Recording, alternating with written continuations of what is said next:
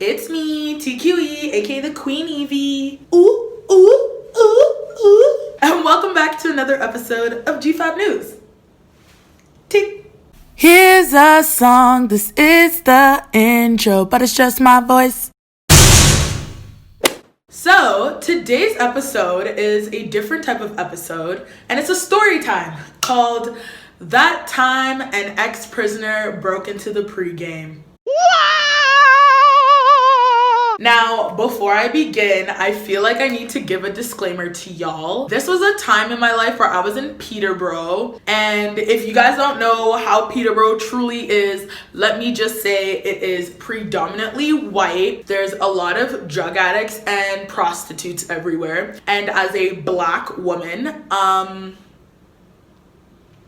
this was just a regular day for me. It really was. It was a regular night. But this story time, yes, is about the time an ex-prisoner broke into the pregame. I'm not gonna give you guys a whole spiel coming into it, so I'm just gonna jump right into it. I was going to this pregame with these other two people I know to my friend's house, and the corner that they were in, like the location of their house, it is known for having a lot of like things happen, like prostitutes or like just crackheads or like everything and anything. Basically what ends up happening is we get to the pregame. It's me and these two other girls in this house of like several other people, but there's like probably 8 of us, right? So it's just us, we're turning up, we're getting lit. And I remembered one of the girls that I brought, she had to go outside, or she wanted to go outside, but like obviously we were like whatever, like we were already getting lit, like drinks were being poured, you know, like things were being smoked, like it was all that and a bag of chips. She opens the door and this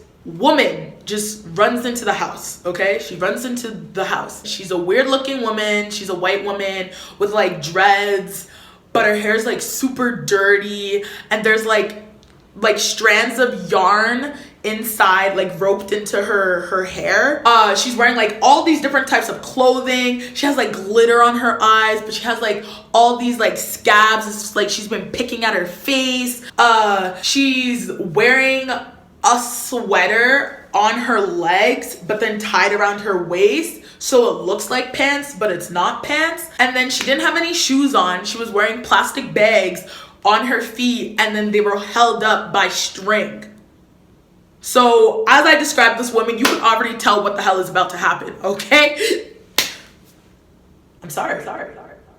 I got excited. So anyways, she barges into the pregame. We're all just looking like, who invited you in? You know what I mean? But, you know, like she's dancing to our music, but like she's a crazy person. And like nobody invited this woman in. Like she literally just heard the fiesta happening inside. And I don't know if she was waiting there. We didn't hear her knock, but when the girl opened the door, homegirl barged in, all right? So she's just in the living room dancing to our music. And now all of us, like we called all our friends that were at the pregame, and like we're just watching this woman in the middle of the living room just dancing, being like, yeah, I love this song, do. But at this point, like we have turned off the music and she is dancing to nothing, and we're just like, who are you? Like you need to leave. So she just starts saying the most nonsense, okay? She's literally like, oh, like my brother used to live here, like my dad used to live here, and I know people that live here, and all this nonsense, just going off on like things that didn't make sense. Like she was saying, I can't go back, like they're coming to get me. We're like, ma'am, you can't be here either, like you've got to go, like this is not your house, nobody invited you, unwanted guests not allowed. But homegirl was not listening, like she was not trying to listen to us. You know, when a crazy person enters your house, mind you, like we're all girls. Yeah, we were all girls. Nobody wants to touch this woman. Whoa. Sorry. We were all women, and nobody wants to touch this crazy ass chica, all right? So the pregame house was a bungalow. So we were all on the first floor of the bungalow, and this is where the incident was taking place. And the lady ends up barging through us and locking herself in the bathroom. at this point, we're like, what the hell do we do, you know? So obviously we had to call the cops. We were low-key scared because we was in Peterborough. Every one of us is a minority. The room smelled a little earthy. The situation was like, just seemed like a lose-lose situation at the time, because it's like, okay, we have to call the cops to get rid of this woman, but we hope the cops don't notice what we was doing in this house, you know? So one of the people went to go call the cops. The other ones were hiding in the room, and me and another girl, we were like near the bathroom because we have to do like crowd control. We're like, this lady's just in the bathroom for no reason. And one of the bathroom doors was connected to somebody's room. So we had some of the girls in one room, and then I was near the door, and there was another girl behind me recording the incident because, you know, receipts or it didn't happen. She then starts talking nonsense, guys. She's talking about how her brother or her dad did things to her, how she was treated poorly in prison, and that she can't go back, like that's why they're after her. Actually, let me just insert the clip that I still have from amounts of years ago so I can prove to y'all how crazy this woman sounded. Oh, so go ahead and bite out 71 broken bones, bump, bump, bump. I'll kill you. I gotta take a piss and then leave. My family are hunters of pedophiles and rapists up north. Davidson Charbonneaus, in case you didn't catch it. Proudfoot, Blackfoot, Cree, OG, Cree, stand up for me. And Blackfoot people, ha, we're free. Climb a mountain. I got avalanche gear. So yeah, that's basically what she was saying. She was just saying just random stuff in the bathroom. It was so weird. Like, I was like, yo, like, what is you doing? And like, she was trying to fix her face, and like, it was just so uncomfortable. Like, we were low-key scared because we're like, yo, she can just pull out a knife on us at any moment and start like jabbing us and slicing us, and we didn't want to be involved like that. So yeah, we waited for the police to come, and we just had her in the closet, and I was basically like, you need to go, like, you need to leave, like, the police are coming. She's like, let them come. She's not Jamaican, I'm sorry, I don't know why I said it like that, but she was like, let them come, let them come.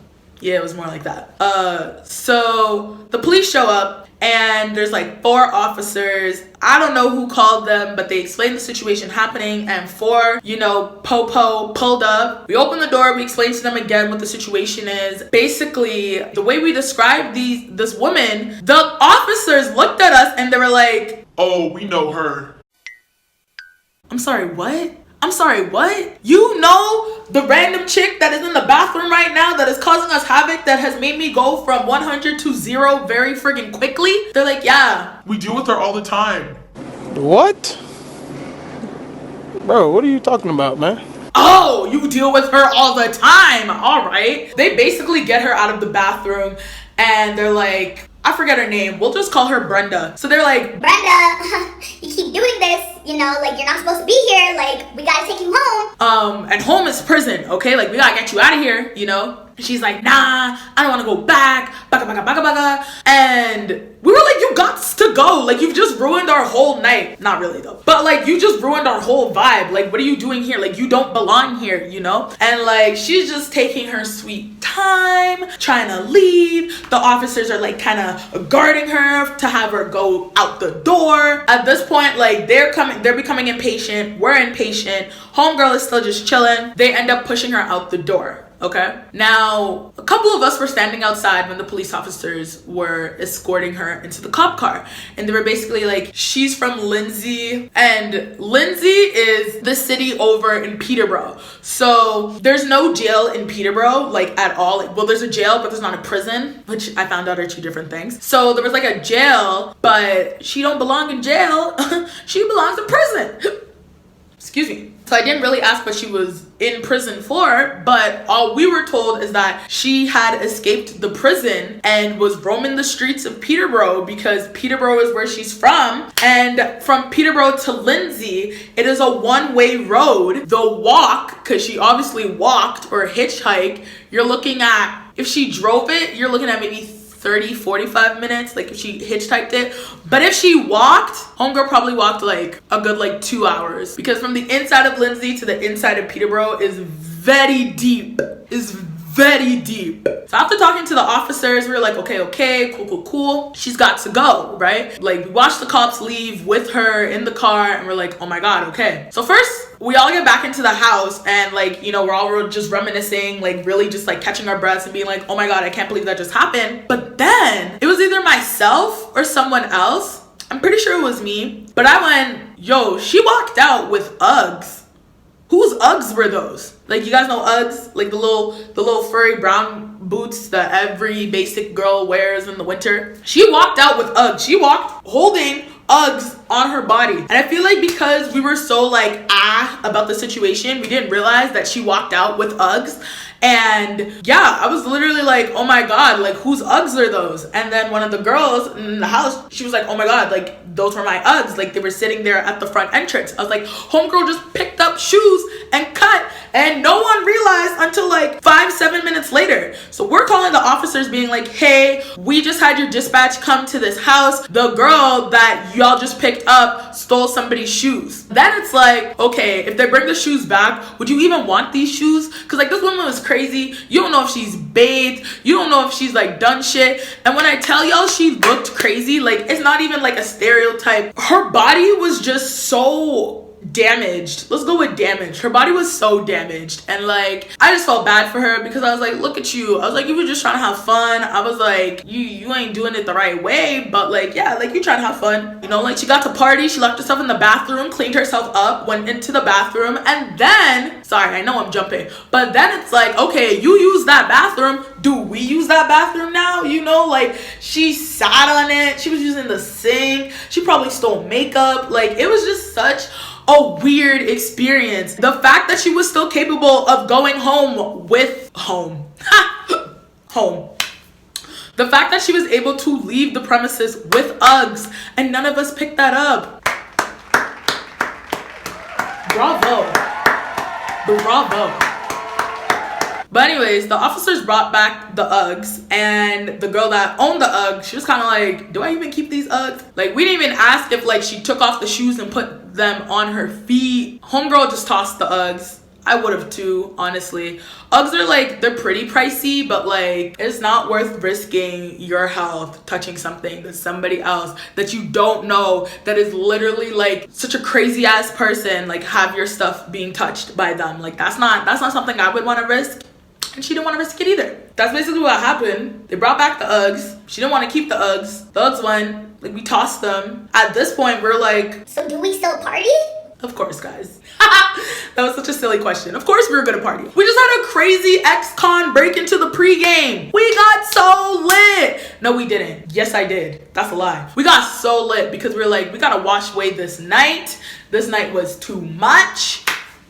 And yeah, ironically enough, guys, 2 weeks later, the girl that I came to the party with, one of the girls that I went to the party with, the pregame party with, she works in the mall in Peterborough, and she saw the crazy woman in the mall.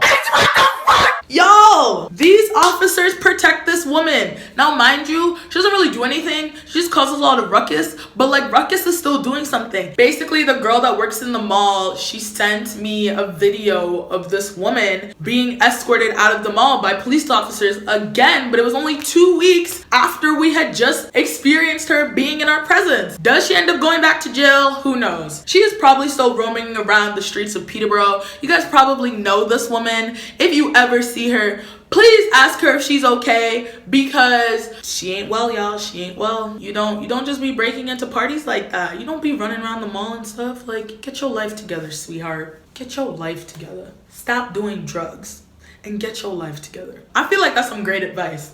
I'd listen to that. But then again, I don't listen to anybody. I'd listen to that. I would. Yeah, I would. Okay guys, that is my story time for today. If you enjoyed the story time, I don't know if you realized, but I'm kind of branching out and trying different things. Just girl things. And yeah, I decided to do the story time, and I have many more story times because I went through a lot of stuff in Peterborough. A lot of stuff. And I feel like these stories need to be shared. Will I be exposing people? I don't know yet. Actually, I do know. I'm not going to be exposing people because you guys don't deserve any form of clout on my channel. Is you mad? Stay mad. TQE, aka the Queen Evie, is out of here. Thanks so much for watching, y'all. See ya. And now the episode's over. You're still hearing my voice. I don't know why. I should have said bye. But if you want to leave, just click the next slide. Bye-ba-do-beep-bop. Boop, boop.